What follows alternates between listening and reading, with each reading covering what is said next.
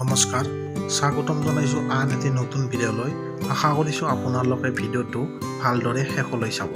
আজিৰ প্ৰথম প্ৰশ্নটো হ'ল নৰকাসুৰে প্ৰতিষ্ঠা কৰা বংশটোৰ নাম কি? অপশ্যন 4টা দিয়া আছে। ইয়াৰে শুদ্ধ উত্তৰ অপশ্যন খ ভৌম।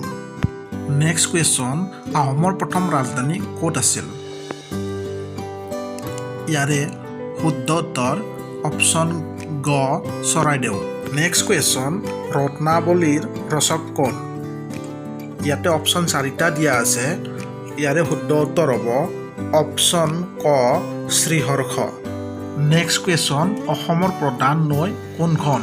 ইয়াতে অপশ্যন 4টা দিয়া আছে। ইয়াৰে শুদ্ধ উত্তৰ হ'ব অপশ্যন ক ব্ৰহ্মপুত্ৰ। নেক্সট কুৱেশ্যন, বুলেট বাইকক পূজা কৰা মন্দিৰটোৰ নাম কি? ইয়াতে অপশ্যন 4টা দিয়া আছে। ইয়াৰ শুদ্ধ উত্তৰ হ'ব বুলেট বাবা। এই মন্দিৰটো ৰাজস্থানৰ যোধপুৰত অৱস্থিত। নেক্সট কুৱেশ্যন, অসমৰ ক'ত প্ৰথম মৰাপাটৰ কল স্থাপন কৰা হৈছিল? ইয়াত অপশ্যন 4টা দিয়া আছে। ইয়াৰে শুদ্ধ উত্তৰ হ'ব অপশ্যন ক বিজয়নগৰ। নেক্সট কুৱেশ্যন, অসমৰ আটাইতকৈ সৰু জিলা কোনখন? ইয়াৰে শুদ্ধ উত্তৰ দক্ষিণ শালমাৰা মানকাচৰ। ৰাভাসকলৰ প্ৰধান উৎসৱ কি? ইয়াৰে শুদ্ধ উত্তৰ অপশ্যন ক বায়গো।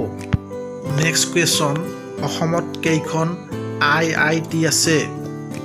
ইয়াত অপশ্যন 4টা দিয়া আছে।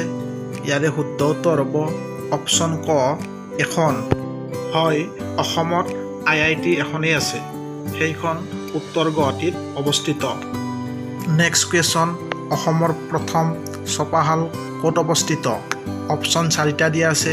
ইয়াৰে শুদ্ধ উত্তৰ শিৱসাগৰ। যদি আপোনালোকৰ ভিডিঅ'টো ভাল লাগিছে লাইক, কমেণ্ট, শ্বেয়াৰ কৰিব।